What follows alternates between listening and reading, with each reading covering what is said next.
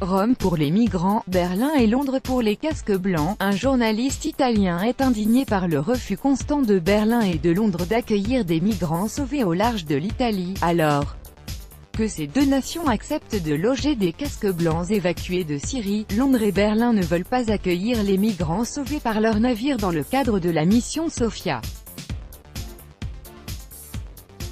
Ils préfèrent les laisser en Italie en vertu de l'accord signé avec le gouvernement Renzi sur l'accueil de tous les migrants clandestins qui se sauvent du littoral libyen. En tant que compensation, le Royaume-Uni et l'Allemagne acceptent d'accueillir les casques blancs, amis des terroristes, ayant fui les provinces syriennes. Paradoxe ou fake news pourrait-on croire, mais c'est une réalité.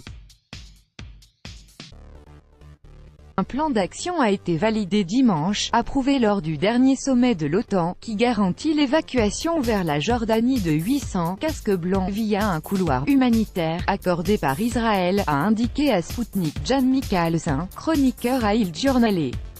Mais, selon lui, ils ne resteront pas longtemps en Jordanie. Du royaume hachémite, ils seront transférés au Canada, en Allemagne et au Royaume-Uni.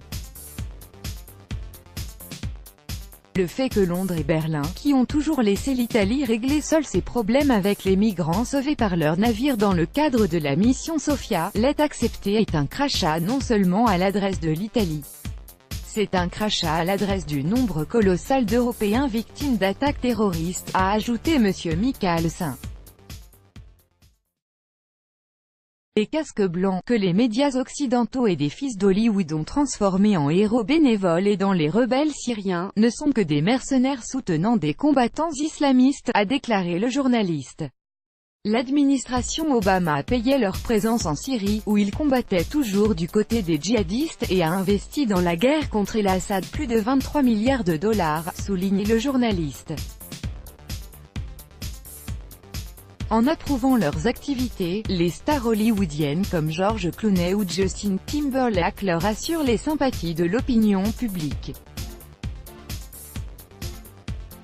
Selon le reporté, les casques blancs font partie de la campagne de terreur organisée par les djihadistes, en témoignent, souligne-t-il, de nombreuses vidéos sur lesquelles les casques blancs se livrent à de la propagande pour faire croire à l'Occident que le gouvernement syrien avait été impliqué dans des attaques chimiques.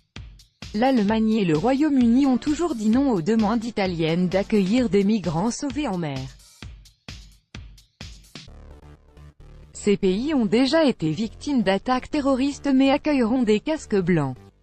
Selon Jan Michalsen, la stupidité suicidaire de l'Europe a déjà dépassé les pires fantasmes.